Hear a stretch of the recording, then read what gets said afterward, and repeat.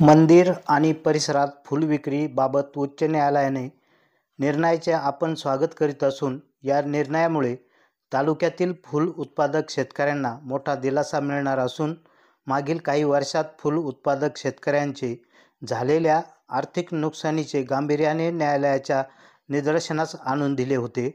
यासाठी करण्यात आलेल्या पाठपुराव्याला यश मिळाले असल्याचे मंत्री राधाकृष्ण विखे पाटील यांनी व्यक्त केले आहे। तुम्ही अतिशय आनंदाचा क्षण आमच्या सर्वांकडून मदत करण्याच्या दृष्टीने मी प्रथमतः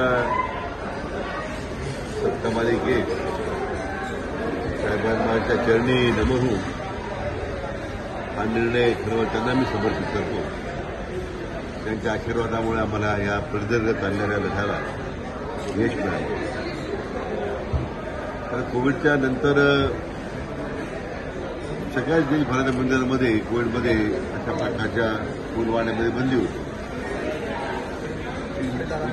अनेक वर्ष ही निरंतर चालणारी प्रक्रिया होती की बाबांच्या समुद्रात फूल वाहण्याची। कोविडमध्ये बंद झाल्यानंतर मग मात्र त्याला परवानगी मिळत नव्हती। न्यायालयाची लढाई न्यायालयात प्रकरण अडकलं। मध्ये प्रशासकीय मंडळाने याच्यामध्ये जी भूमिका घ्यायला पाहिजे ती नाही।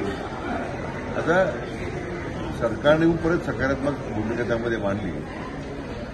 शेवटी या तालुक्यातले जे फूल उत्पादक शेतकरी आहे आणि कृषी उत्पन्न बाजार समिती हे ज्या न्यायालयात गेले, आम्ही न्यायालयात घेऊ आणि मला वाटतं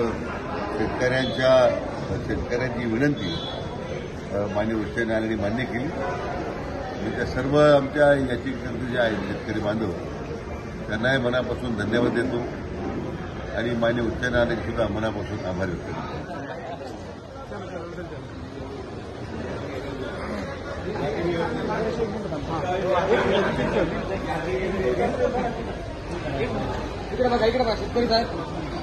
माननीय आमदार राधाकृष्ण विखे पाटलांचा आमदार सुजयदादा विखे पाटलांचा। प्रवरा न्यूजसाठी पत्रकार विजय बोडखे, प्रवरा परिसर या यूट्यूब चॅनलला सबस्क्राईब करा।